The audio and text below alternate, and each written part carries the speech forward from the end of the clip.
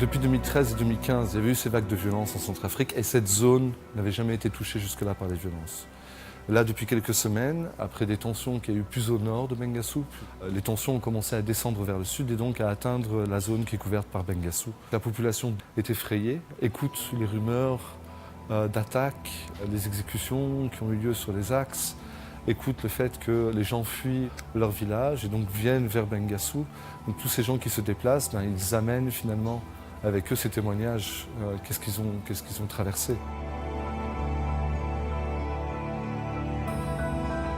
Souvent les combats ont lieu en périphérie des villages ou des villes, donc c'est sur des axes en brousse, en pleine forêt. Il y a peu de blessés ou pas de blessés, s'il y en a, en tout cas on ne les voit pas arriver vers nous.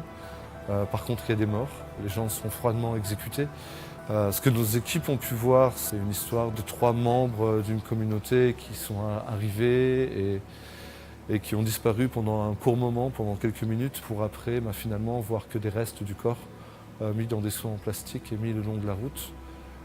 Donc voilà, là on parle, c'est vraiment la politique de la peur, c'est qu'on exécute des minorités et on va mettre en avant ce niveau de violence pour effrayer les autres. Les gens qui avaient du bétail, qui alimentaient les marchés, ne viennent plus ou essayent de contourner cette zone-là.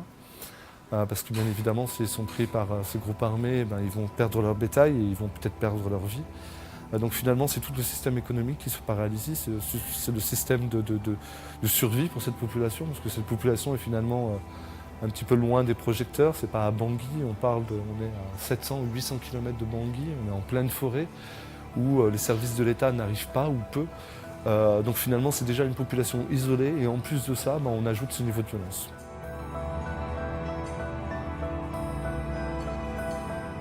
L'équipe est inquiète, bien sûr, c'est un changement de contexte du jour au lendemain. Donc c'est vrai que les activités qui sont à l'extérieur de la ville de Bengassou sont freinées pour le moment. Donc ce qui est sûr, c'est qu'on rassure tout le monde qu'on est toujours présent dans l'hôpital, que nos services seront ouverts 24 heures sur 24, 7 jours sur 7.